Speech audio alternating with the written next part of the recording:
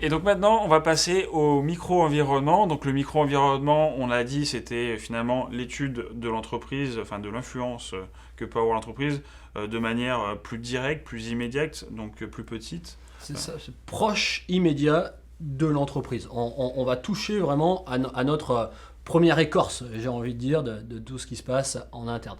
Encore une fois, n'oubliez pas, macro grand, micro petit. Donc là, on va aller regarder vraiment en interne ce qui se passe. Alors, dans le micro, on a quoi? On a les fournisseurs, les concurrents, les clients Et les distributeurs. et les distributeurs.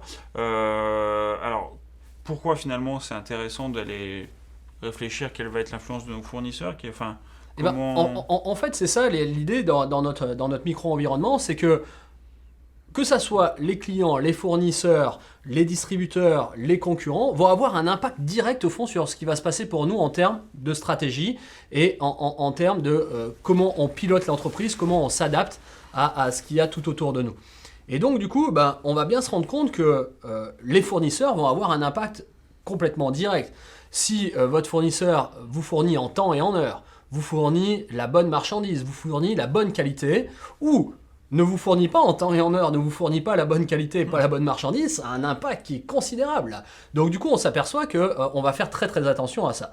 C'est pareil pour les distributeurs ou pour les clients qu'on peut avoir. Si du jour au lendemain, nos clients nous boudent ou ont des problèmes justement économiques et qui n'ont plus, je sais pas, on est en termes de récession et les clients achètent moins, tout ça, ça va effectivement influencer ce que l'on va faire. Et puis ça va influencer sur les produits que l'on va mettre sur le marché.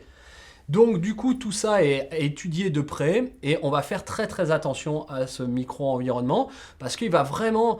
l'avantage, si vous voulez, du micro-environnement, si je peux dire par rapport au macro-environnement, c'est que sur le macro, on n'avait pas trop la main là.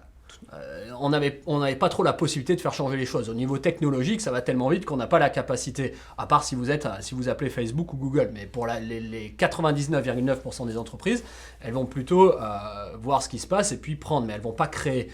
Sur le plan économique, c'est pareil. Là, sur le micro-environnement, on va avoir un impact direct.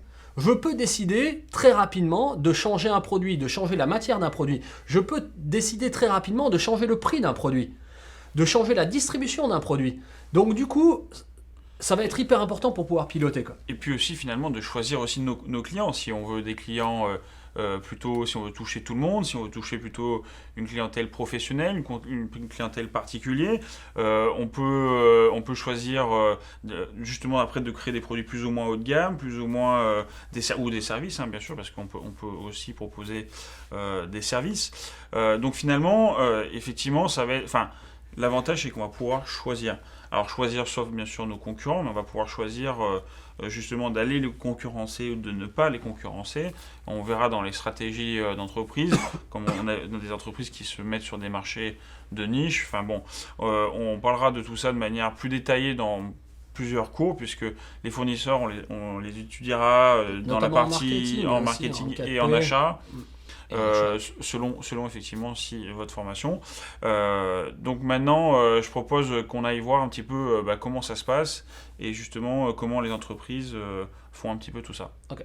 Alors, juste avant d'aller voir comment ça se passe, on va aussi parler de pourquoi on va le faire, un peu comme on l'a fait pour le macro-environnement, et donc pourquoi on va regarder le micro-environnement. En fait, on va revenir sur la même chose, c'est de pouvoir décider, de pouvoir piloter, de pouvoir amener l'entreprise là où on a envie qu'elle aille. Et comme, je ne sais pas, on pourrait dire, comme vous êtes dans votre voiture avec un tableau de bord, vous allez piloter, et nous, le micro-environnement, et notamment l'outil qui est le plus célèbre et le plus connu, qui s'appelle le SWOT.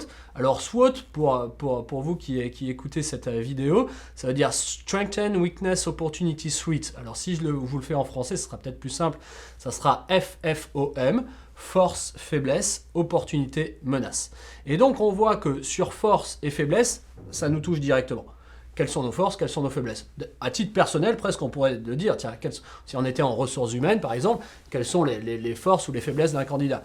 Mais aussi quelles sont les opportunités et les menaces du marché proche que l'on a.